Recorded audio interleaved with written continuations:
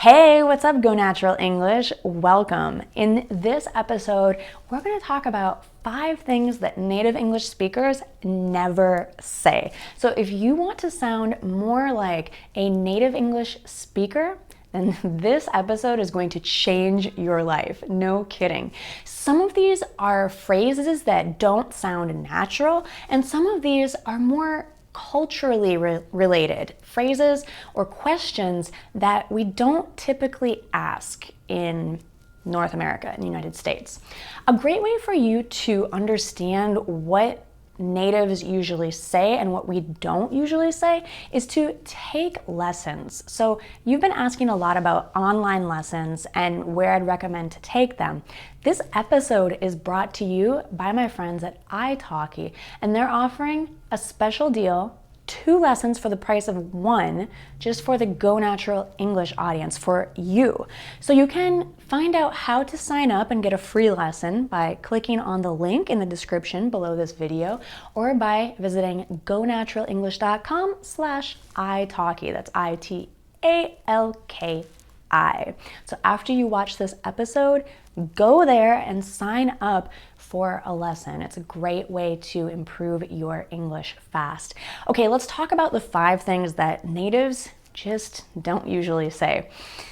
We're going to count down this time for fun. Number 5 is, can I practice my English with you?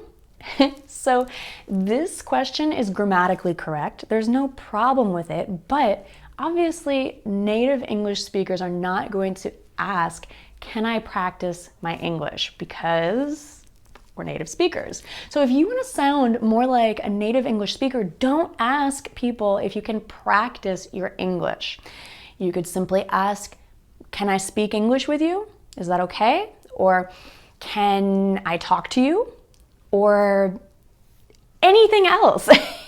Maybe you want to talk to the person about a common interest or something that you have in common with that person. So instead of focusing on practicing English, find people that you have something in common with and then talk to them about it in English. How about that?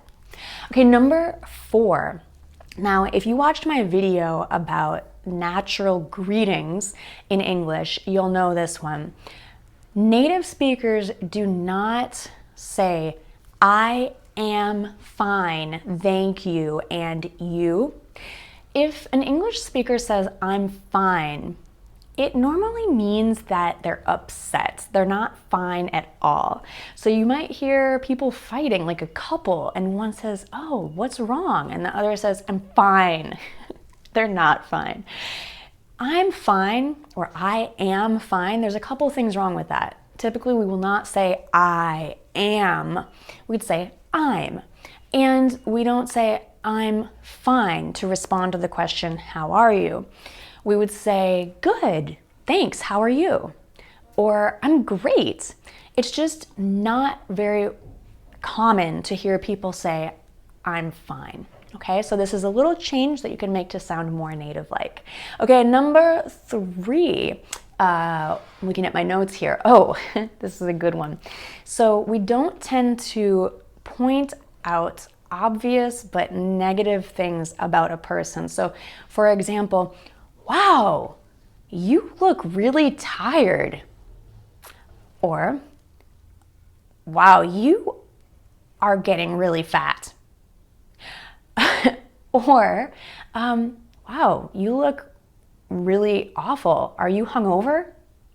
Okay, so any of these observations that are negative, we do not bring them up with people unless we're really, really close with them. And even then, even for my best friends in the world, I probably wouldn't say it like that. I would probably say something like, how are you doing? Are you taking care of yourself? I'm just, I'm noticing some changes, and we'd be indirect about it. So don't obviously state something negative, especially to someone you don't know well. Okay, next, are you married? This is a question that always catches me off guard when I'm traveling and people ask me like right away, Are you married? And we don't ask questions like this in the United States like right away, unless it's a specific situation, like I'm filling out a government document. Don't ask someone right away, are you married? It's just too personal. You might ask more indirect questions like, did you come here with your husband? There you go. That's a good way to find out if I'm married, but don't ask directly. And number one, how much rent do you pay? How much is your apartment? How much do you pay in rent every month?